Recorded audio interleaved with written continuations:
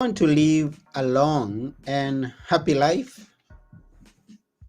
Welcome. This is where you're going to learn 5 secrets to living a long and happy life. And this is Now Tell Us, where we have guests come and tell us stories. They come and inspire us. They come and educate us on a subject. And always we have great topics to cover because we have great guests with us. Today we have a guest who is known as Rob Schwartz, and he's going to be here with us shortly to tell us about the 5 secrets and much more to that. It's coming from a book that he's edited and was written by his late father. But let me not share everything because he's coming to tell us everything about that. So I would ask you to join me as we go to meet Rob. But before we go, please remember to share this episode with all your friends. If you have a question, ask. We will try our level best to ask based on the secrets. And if you have any comment to make, please, we love feedback. So don't hesitate to give us some feedback. And thank you for your time here. Even if you get to listen to this or watch it after we are through, we appreciate you taking your time and being here. So I won't take one more minute because I'm eager to go and hear what those secrets are. So why don't you join me as we go to meet Rob? Here we go.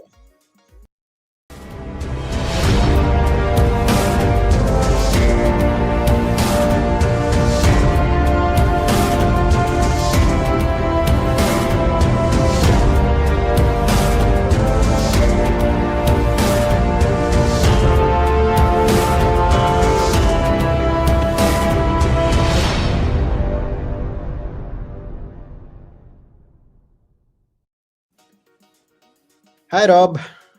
Hi, Anthony. Great to see you. Great to see you too. Welcome to Now Tell Us. Thank you. It's such an honor to have you here. It's my honor to be here. Yes. Where in the world are you? I'm in Boston or just outside of Boston now. Okay. And how's the weather? Actually, it's been really cold the last 4 or 5 days for, late September. So, but that's Boston. The weather jumps around a lot here. Okay. What could be your morning activities? Because I believe it's morning. It's still morning now. Well, it's just noon now, but I have a lot of different projects, so I often am doing a lot of correspondence, a lot of email. I can go through all the different projects I have, if you like, maybe at the end. I've been an entrepreneur in the music and film space for a long time, in addition to editing this book, which you mentioned in your introduction. So I have a lot of correspondence to write, people to catch up with, that sort of work. And that's cool. Yeah, I'm always curious to hear about films. Sure, we can talk about that too. I've produced 3 feature films and 1 documentary, and we have a great documentary project that we're working on right now. And is that something that you have majored with all your life, or is something that you picked it at some point and said, hey, I want to go in this direction? Yeah, I mean, I started from a pretty early age. I didn't major in film in university, but yeah, I started at a pretty early age studying film. And then I actually taught at a film school in Tokyo long time ago. And after that, I got more into the production side and producing films. It's a hard business. If you're in a Hollywood studio, that's one thing. But if you're a little, indie producer like me, it's another thing. So the money is always difficult in film. Yeah, I get it. I hear that. And then there's all things happening. Like I hear we've got some some noise in the US right now from Hollywood. About the strike, you mean? They are striking. I hear they are striking. Yeah, well, actually, the writer's strike was just settled yesterday. Oh, okay. And they're talking about settling the actors' strike. So hopefully everyone will go back to work soon. I mean, the strike's been going on for a long time. So yeah. But that doesn't affect you since you're independent. I mean, not at all. it doesn't affect you. Yeah. Okay, In that's fact, in good. some way, it's almost good for me because all of those productions are stopped. Hmm. People look for work. I'm not, my productions aren't big enough to do use union people. So I understand. I get that. And films have a connection with books, and today we are going to be discussing about a book. And there's one thing that catches me on this book. It's a book that was written by someone who did not end up publishing it, and then that's right. comes someone who decides this book needs to be published. It's not always something that happens on a day to day. So this is why we are having you here on this episode to tell us about this. Sure. Yeah, Sure. go ahead and tell us everything that we need to Sure. know. I feel like I should give a little bit of the backstory, and I Go don't know ahead. how Go ahead. well known it is in Europe, but we'll see. Mm-hmm. So, the reason that I was able to publish this book, which my father wrote more than 30 years ago, as you correctly state, it's called The Wisdom of Morrie. The reason I was able to publish it is that around 25 years ago, there's the cover, around 25 years ago, my father got ill with ALS, which is a terrible disease. Some of your listeners may know about it. Mm-hmm. And he started speaking about what was important in life, what was valuable when you're facing death, what remains with you as something valuable. And he got a lot of attention. And he was on some American TV shows. There's a TV show called Nightline. It had this big, it was a news magazine show. I guess it's still on with Ted Koppel. He's not on it anymore. And after that appearance, a student of his came back. My father was a professor at Brandeis University here in the Boston area. A Mm-hmm. student of his came back and started meeting with him. And my father passed away in 1995. And after that, this student wrote a book, and that book is called Tuesdays with Morrie. And Okay. that book was like a gigantic success. I mean, we could talk a lot about that book and how it became a success, but that's the background. So my father was the subject of this book that was on the New York Times bestseller list Mm-hmm. for 5 consecutive years. Number Mm-hmm. one for 5 consecutive years. So it's this incredible bestseller. It's been translated into something like 40 languages. I'm sure it exists in Greek. I don't Okay. know about some other languages, but it definitely exists all across Europe. And I know that it's in many, many Asian languages as well. I mean, Mm.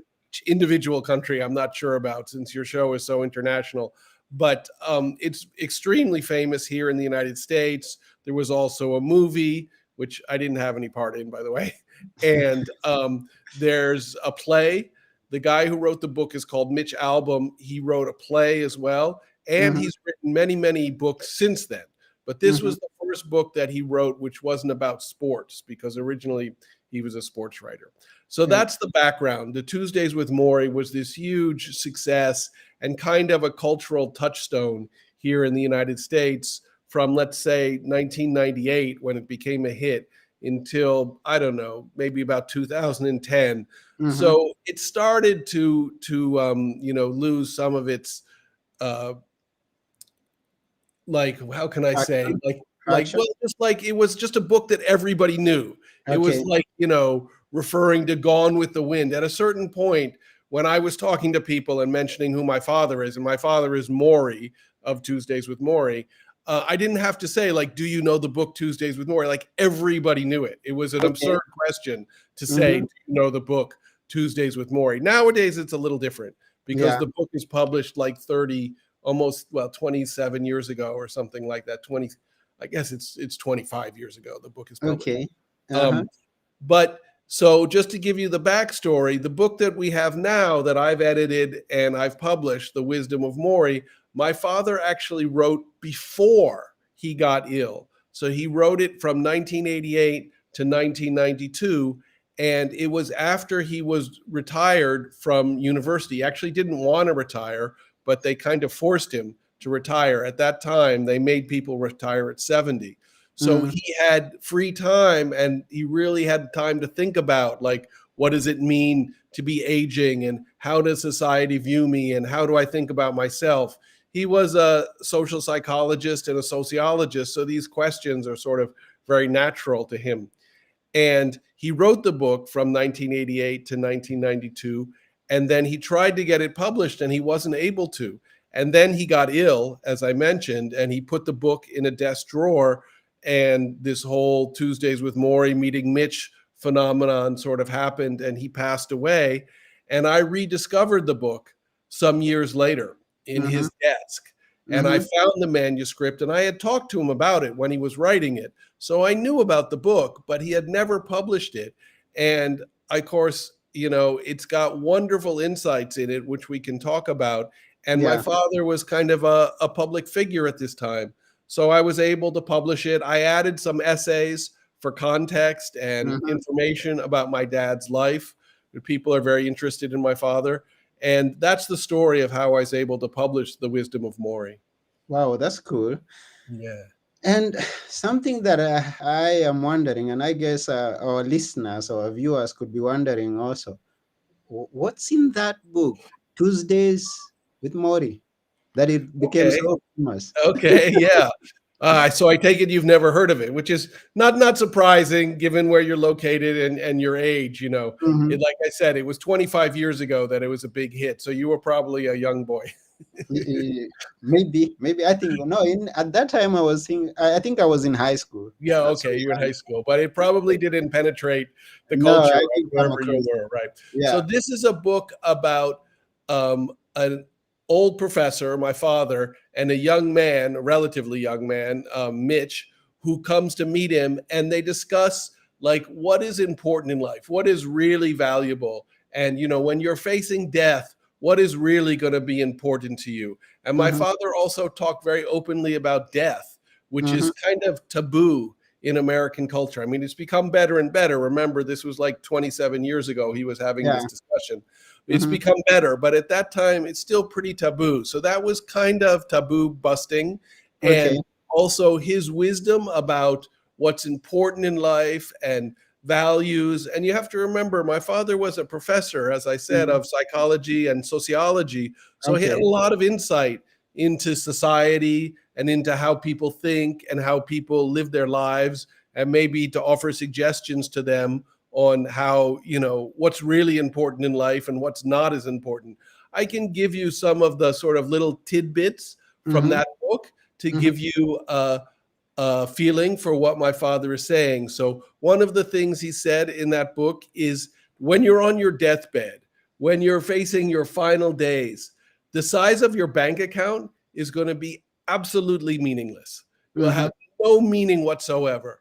But the time that you shared with your loved ones and your family and your friends, this is going to be the thing that you remember and that you cherish in your Mm. last moments. So that gives you an idea on how to live your life, right? Oh And yeah, I yeah. think, especially in this country, people are so hyper focused on their career and making money and stuff that they kind of forget that the sweetest parts of life are not related to that at all. Mm, mm. Yeah, living the American dream. I could hear it. Yeah, They want to yeah, live yeah, it, not just yeah, talk about it. exactly, Now, exactly. I kind of, because now I hear many people talk about that and give that perspective of the last days of a person and the Yeah. most valuable thing that they look back upon.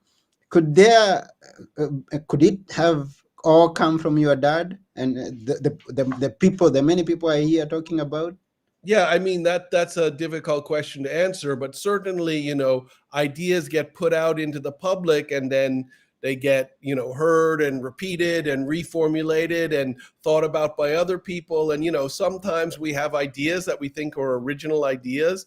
And then occasionally we figure out like, oh, actually, I read that in a book 30 years ago that I completely forgot about or what have you. But the Mm, point is that culture, as you know, is this big mass of ideas that get mixed together, and this beautiful stew of ideas and culture, and however it comes out and is expressed to people is fantastic. I mean, the fact that my father is an author of this particular idea is not the important part. The important part is to get the idea into people's minds and to hopefully help people live a happier life.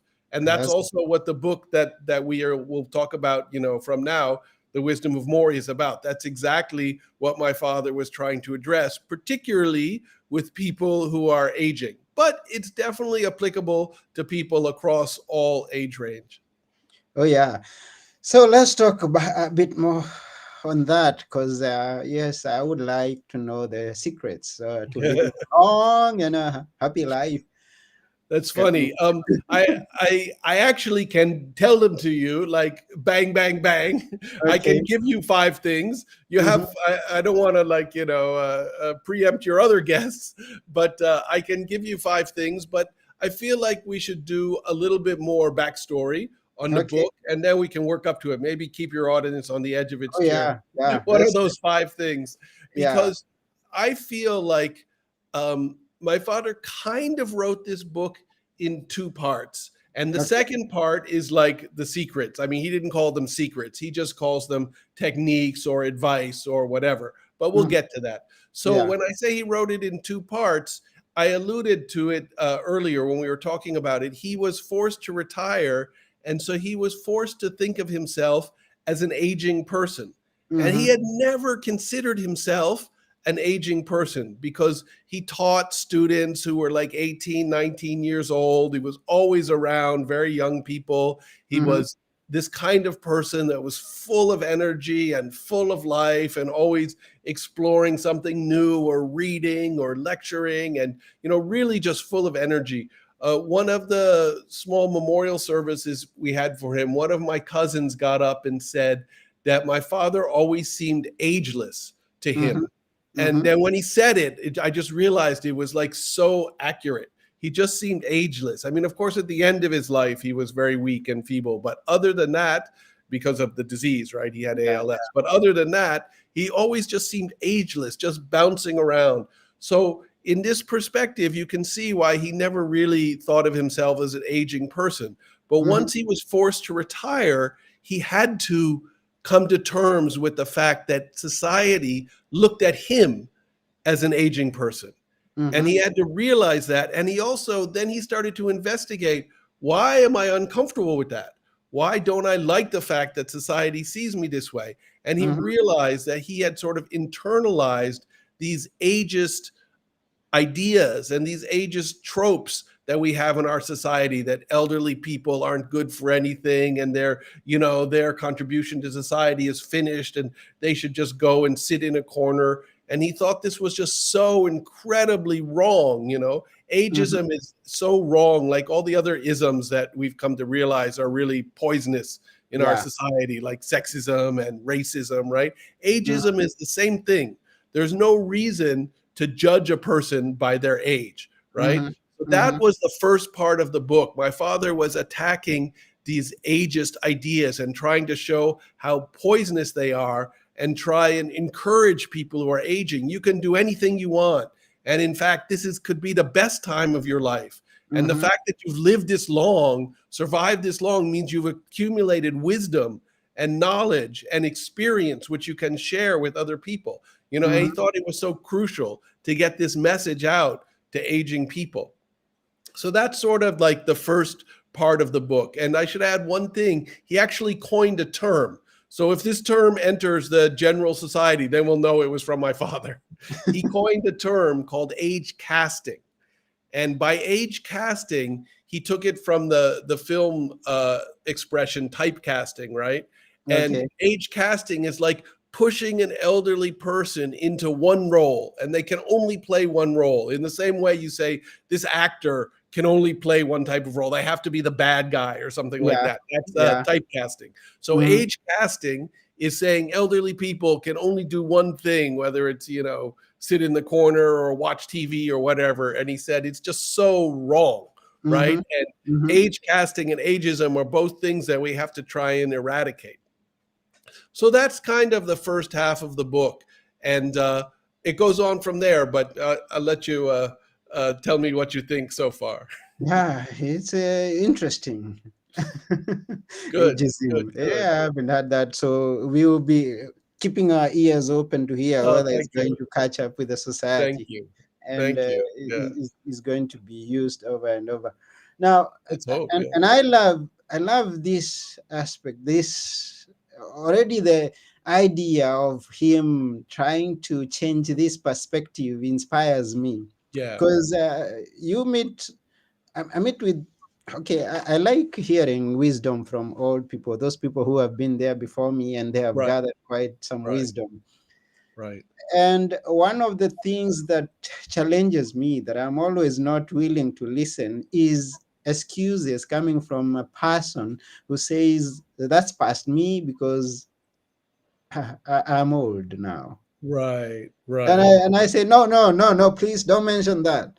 I Don't have totally to, you agree. don't have to put off your dreams just because your numbers on the calendar are much Right. more Right. Well, I than think your you'd love dreams. this book then. I want to send you a copy. I don't know if you got a copy. I certainly can send you a digital copy easily, but you'll Okay. love this book because that's exactly what my father is saying. I mean, Mhm. he discusses a lot of different things in this book, and I'll go into the way the book is put together because it's very unusual, actually. Okay, But go he ahead. discusses a lot of different things. So he doesn't just say, like, you can do whatever you want, period. I mean, that's a nice sentiment, but we Mhm. know that that's not realistic, right? Yeah, yeah, People have yeah. challenges in their life. So Mhm. he addresses each challenge: physical challenges, psychological challenges, regret. He has a whole section on regret and Mhm. what you can do with it and how you can approach it.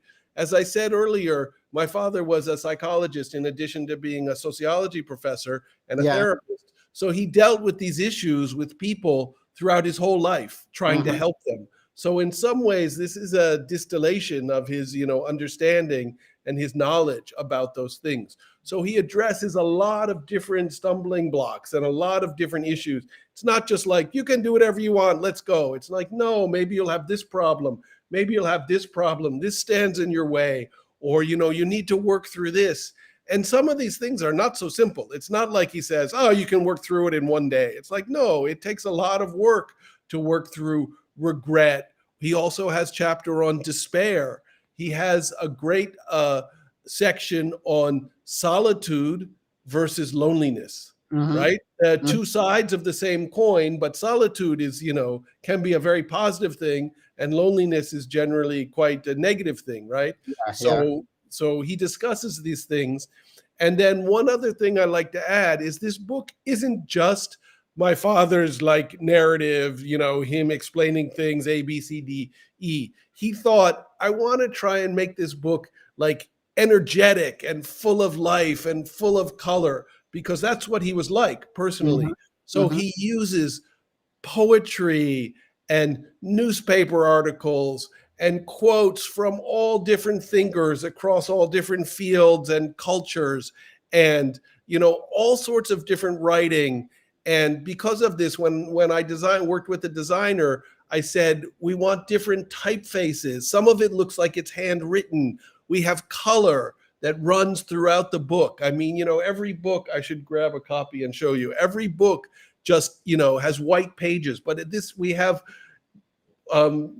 blue and purple and red running through the book to try and like give it life, because that's what Mhm. my father was like. So in that way, it's a very unusual book. And you saw the cover. The cover is like white with rainbow colors to try and express, to express that life and joy. And you see the subtitle is living and aging creatively and joyfully, and that's what he's aiming for. He's aiming to like help people be more creative and more joyful. Hmm. Wow, seems quite a book, quite a book. Thank We'll you. be eager Thank to you. go and find out more of what is in there. But please give us the secrets. Okay, I'll give you 5. So I think some of these are more applicable to Hmm. aging people. I'm actually going to give 6. Oh, A you're bonus kind. one just You're for Anthony. generous. You're generous. Well, my father wrote it. I'm just the reporter, really. Okay. Um, so some of them, as you'll see, are more aimed towards aged, people who are aging, and some of them are equally applicable to anybody, any age of life. I would say some of them are actually even more applicable to younger people. And Hmm. when I go through them, you'll easily be able to pick out which one is which. Maybe not more applicable, but equally applicable. So the first one, and this is really one for aging people, is my father noticed that aging people, some of them seem to get very dour and very serious, And he thought that this was just wrong. I mean, you don't need to feel that life is so heavy, or that, it's such that your age is such a problem. So he thought that, as with young people, it's so important to incorporate humor and laughter into your life. So he Mm-hmm. said, find what makes you laugh and indulge in that, whether it's stand-up comedy or movies or, whatever it is, make sure that you laugh every day. He doesn't Mm. necessarily say every day. I'm adding that, but I think it's good advice, right? Yeah, it is. It is. Also, I just realized, actually, this is an aside, but I just realized, so my background is I studied philosophy in Okay. university, and that Mm. actually led me to move to Japan because I was really interested in Japanese philosophy. But one of my favorites at the time when in university was Friedrich Nietzsche. Mm. And Nietzsche actually talks a lot about laughter. I just realized that. That's a big thing in his writing. To laugh and to dance are incredibly important. So there's a real relationship there between my dad's thought and Nietzsche. I just realized it talking to you now. Yeah, they talk. They say that humor, and that which is the one that now brings out happiness, it also relaxes your skin, Absolutely. your face. I mean, they talk about that in detail at some point. I can't remember exactly where, but they say that a person who is laughing every day or smiling every day, he will not have wrinkles on his Yeah, forehead. no, I think it's true. I mean, Yeah, I think all of those things, as you know, the psychological and the physiological are actually very strongly connected. yeah, If yeah. you're laughing, you're relaxed, probably bring down your blood pressure, Hmm. et cetera, et cetera. So it's super important. The next one is kind of like the opposite, or in some ways the mirror image, but you'll see it's also very important and applicable to anybody at any age. And I think a lot of people on your show have probably talked about this, but I'm going to talk about it as well, is meditation. My Hmm. father was a big proponent of meditation. And as he got ill and his body got weaker, he wasn't able to move around as much. He actually meditated more and more because he was sitting down a lot. And it really, really helped him. And, meditation helps you focus your mind, calm your emotions, become, more sort of just even keel. And there have been a lot of studies done, particularly with seniors, that show that seniors who meditate, I think it is the one study said seniors who meditate on average live 5 years longer than seniors who don't meditate. So it Hmm. really has a clear physical effect on your body. And of Hmm. course, it also just calms you down and relieves you of your worries. So I think that these two are a great pair because they're very different, right? They're kind of opposite. When you're laughing, you're sort of very expressive, and Yeah, when you're meditating, you're very, very quiet. But they're both extremely important. yeah. One of our guests says hi to you. Hi, That is Iko Eiko. She's in Tanaka. Japan. Domo, Okay, good. hashiburi desu ne. I can speak in Japanese if you like. Okay, go ahead. Let's hear some No, it's Japanese fine. here. So Eiko actually speaks very good English, but もう私、3週間前ぐらい日本に行ったんですが、会えなかったんですね。ごめんなさい。I haven't seen Eiko in a while, but okay. There you Okay, go. okay. Please, Echo, tell us which of the two would interest you much more, the humor or the meditation? Which Right. is Or your maybe most both. favorite? Or maybe Maybe both. both. Shall I go on? Because I'm going to Please do do. six Please for do. you. Our Please time do. is dwindling. Okay. So let me see. Where are we? We've got those two. Okay. So these other ones are maybe a little bit more there you go, both. A little bit more aimed towards elderly people, but I think it's applicable to everybody. My Okay. father said, especially for aging people, they seem to lose interest in things, right? And Mm-hmm. he said it's really important for you to think about what interests you and then pursue it, which means learn more about it. Obviously, it has to be something that interests you. If it's something that doesn't interest you, you're going to be bored and it's going to be a drag. But if Yeah. it's something that interests you, you pursue it, you develop it, you keep learning. And it's easier to learn about things that interest you. Keeping learning is a very important technique as well. Yeah. But certainly something that interests you is the way to approach this and make it fun and make it enjoyable for yourself. And So again, this it's is logical something that's crucial. because you've Yes, got all the time in your hands when, I mean, exactly, and especially if exactly. you are working and then you are retired, so now you have a whole day to you. So it's good that you pursue something to keep yourself busy, keep Right. your brain cells active. Exactly. Keep learning, and also something that you find interesting, right? Yeah, And yeah. this one pairs very nicely with the next one, which is that my father felt the most important thing in your life, as I alluded to earlier, is your relationships, right? Mhm. Your relationships with your family, your relationships with your friends. So to honor those relationships is super crucial. And there's a lot of different expressions of this. It may mean mending a relationship with somebody you had a falling out with. It may mean working through some issues that you have with other people. My father always stressed that you need to approach your relationship with an open heart Mhm. and a kind of generosity of spirit, he called it. You know, you may think that the other person did something wrong to you, but the point is to forgive them with an open heart and say the fact that we share good times together is much more important than this thing that I think you did wrong to me, like, 10 years in the past, right? Yeah. So honor those relationships. And also, and this one is kind of key, and I think that aging people overlook this one, is to create new relationships, Mhm. make new friends. And this is how it dovetails with the last point that I made, which is that you start learning something new or learning something that interests you. Maybe you go to a class or a group about this interest, then you're going to meet new people. And of Mhm. those new people, hopefully you can make new friends. So my father says, never stop like expanding your circle, meeting new people. It seems a lot of aging people just sort of shut down their life and don't Yeah. talk to anybody new. And Mhm. he's advising against that. Keep meeting new people, talk to them, see who you vibe with, who you get along well with, and make new friends. Yeah. In addition to honoring the friends and family and important people in your life that you already have. Yeah, is talk of relationships, and Iko is a Exactly. good one at that. She is good at the family level. I have been spending time with my dad the past few years. He's in his 80s, so I will tell him about this. So Well, I is actually that's so thank you, Aiko. I'm actually working hard to try and get the Japanese language edition of this book. We haven't gotten there yet. I have licenses in Korea and 2 licenses in China, and it's really a little strange because the first book, which I mentioned to you, Tuesdays with Morrie, which in Japanese is called Mori Sensei to no Kaiobi, was a huge hit. Aiko probably knows about it. Was a huge hit. It was published by the national broadcaster publisher NHK, this huge national organization in Japan. And the movie was a huge hit.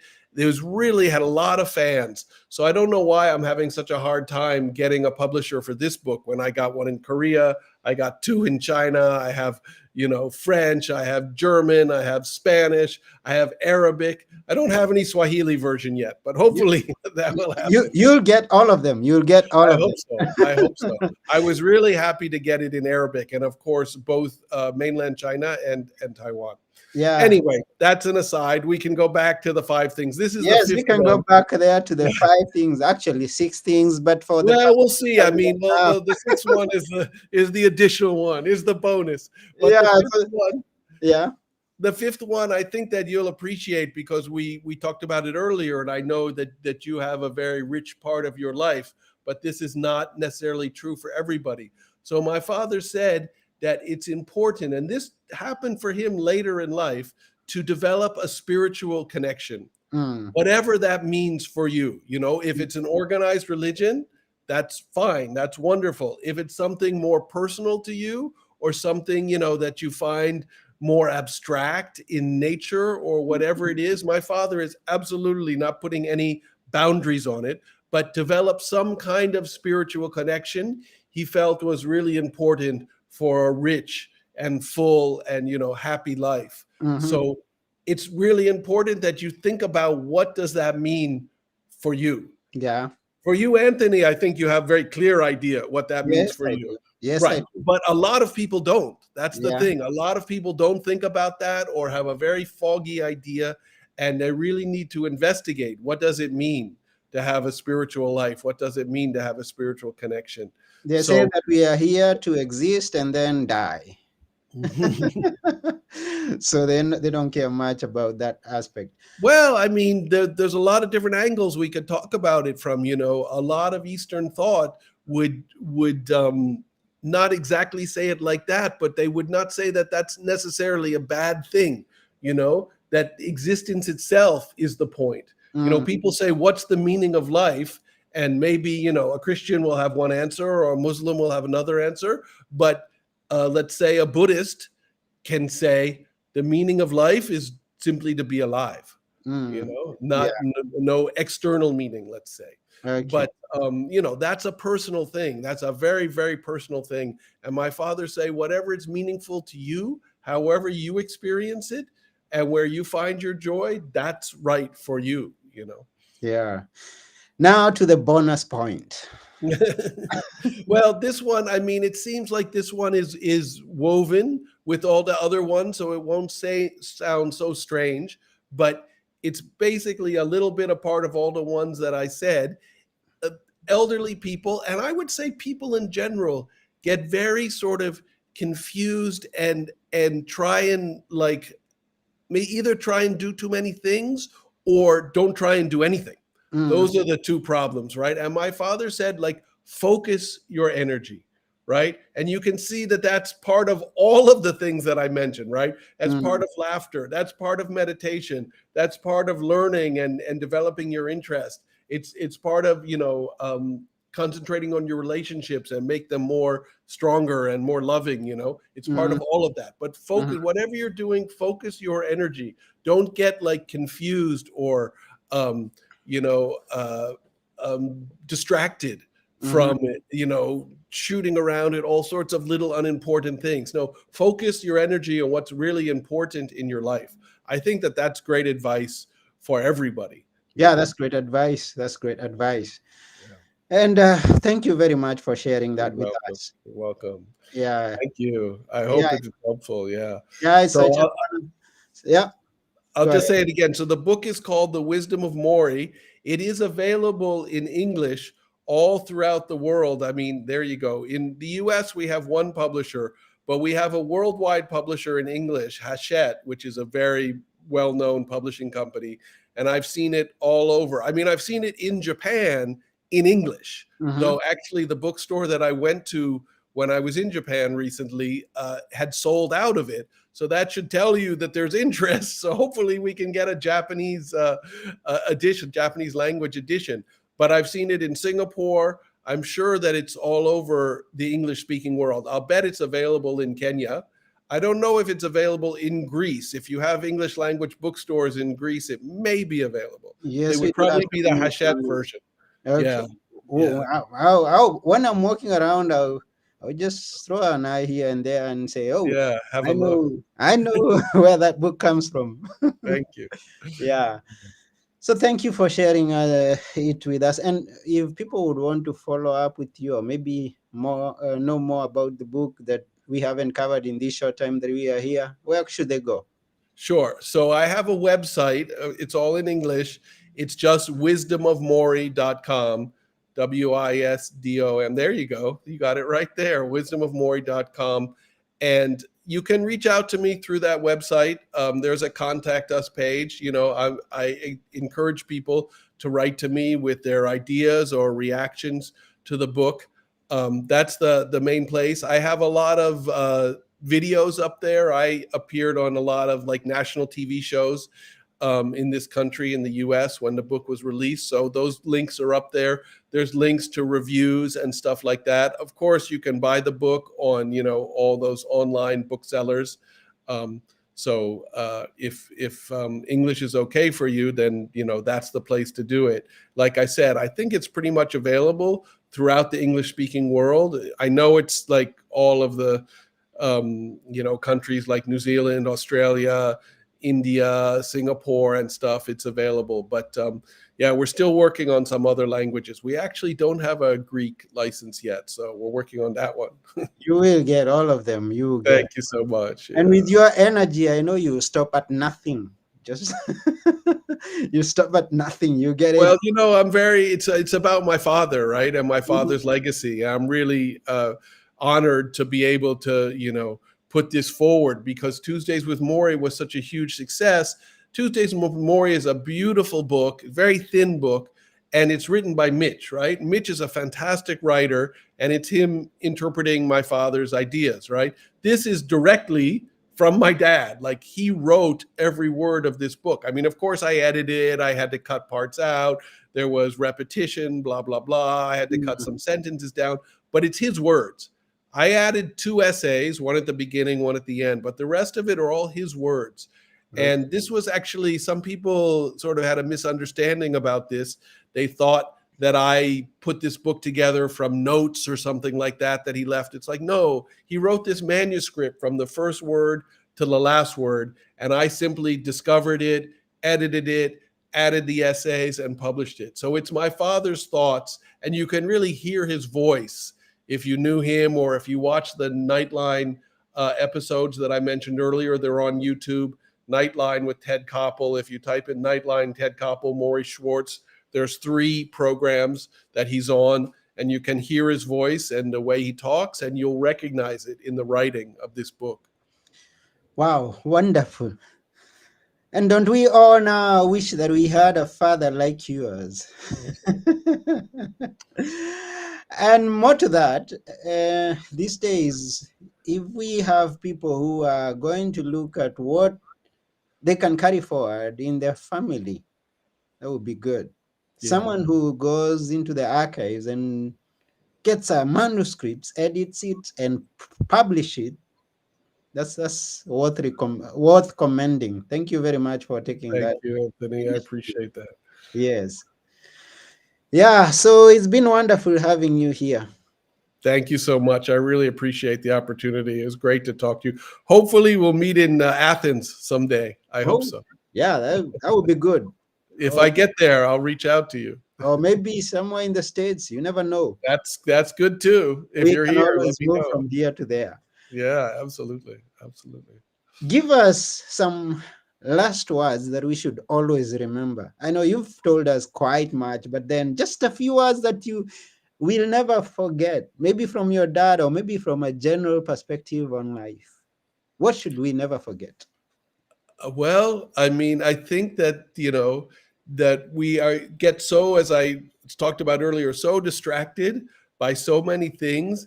And I think that it's crucial to remember that really love is the basis of everything, right? And if you keep an open heart and if you're loving towards people, they will return that love to you. There's no doubt that what you put out there in the world, that's what comes back to you. That's true. That's quite true. What you put out there in the world, that's what comes back to you. What comes back, yeah. Thank you very much once again. We really Thank appreciate you, it. Anthony. I appreciate it. That is coming from your host and is also coming from your listeners, represented by Eco. We thank you. Thank you too. And yes, Eco was thinking the same thing that you just left us with. That's Love, great. love. It's all about open heart, love, and sending some positive vibes out there because it will always come back to you. That's right. That's right. Yes. Also, thank you, Iko, for being here with us. And those also who watch silently or listen silently, thank you too for your time with us. We appreciate. This is all about this episode. We are signing off. This has been Now Tell Us. I have been your host, Anthony Morore. And together with our guest today, Rob Schwartz, we are saying, live life fully. Bye for now. Bye.